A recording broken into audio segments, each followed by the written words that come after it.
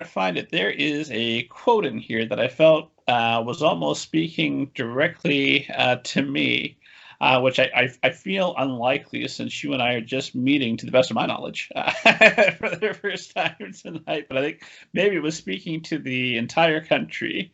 And of course, I had the call to action queued up. I cannot find the quote, but you were talking specifically, it's the gentleman at the farmer's market who is telling Maddie when she's overwhelmed and it feels like it would be easy to give up, not to give up. And well, I can't. Nope, I did find it. Woo, here we go. Okay. So Maddie's feeling a bit discouraged. She's got to get, what, 350 signatures in order to get her former babysitter, Janet, on the ticket to run for mayor. And she's talking to this gentleman who's out, and he's campaigning, or he's trying to get people involved with the environment. She says, he said, discouraged, like you put in all this effort and it hasn't really gotten any better. Nah, he said, because if I hadn't put in that effort, then it would have gotten so much worse. I suppose that could be true.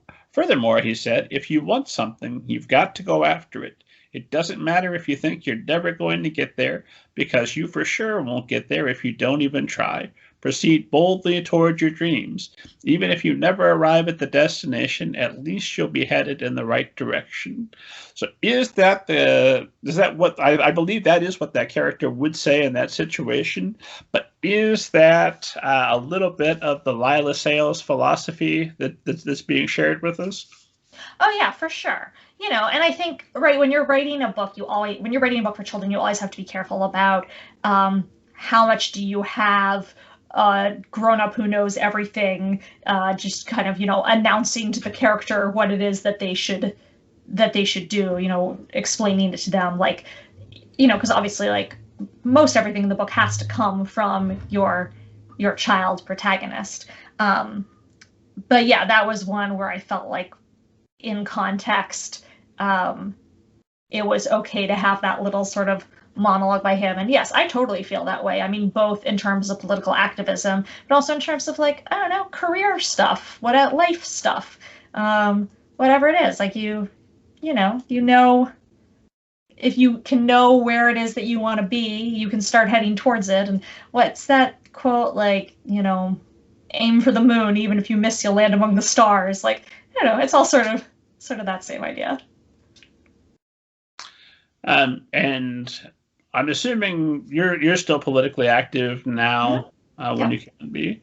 Has there been a point over the past 4 years or beyond where you've been discouraged and said, what's the point? This is madness. The people around me they must be crazy. 3 million more people voted for this man who told us to inject ourselves with disinfectant, without mentioning a specific political party. Whosoever that person may be. Of course. You see 3 million more people vote for that. I'm like, oh, my fellow countrymen are crazy. How could we possibly come to terms and reason? Do you still hold out hope that is possible, that bridges can be built? Yeah, I mean, I definitely, yes, what you just said really resonates with me. And, right now, I will say I'm feeling very frustrated. Like, as I said, I moved to Texas 3 years ago. I'm in Austin, which is a very liberal city, and the politics are very much aligned with my own. And for both the 2018 election and the 2020 election, it seemed like, turning Texas blue was really on the table. And I was working, or I was, volunteering with an organization this year that was trying to flip the Texas State House.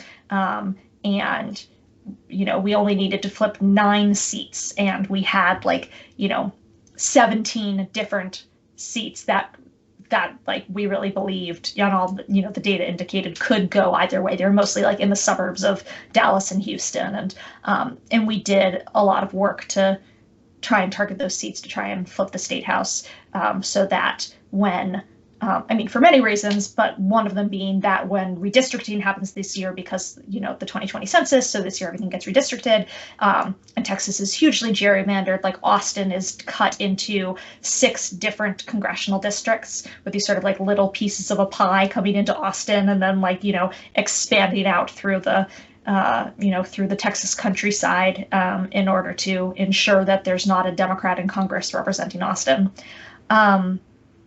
So all of that seemed really doable. And then when the results for the 2020 election came in, we didn't win any of those 17 seats. And that felt really dispiriting because so much of it has to do with expectations. And when your expectations are like, we could do this, and you spend months telling people like, this is within our grasp, and if we act and if we try, and then when it doesn't happen, you're like, but I did act and I did try. And then now, of course, when you see things like, in Georgia, all these new efforts that they're putting through in order to try and restrict voting rights access, and Texas is going to be the next state where, where those things are on, those sorts of policies are on the docket.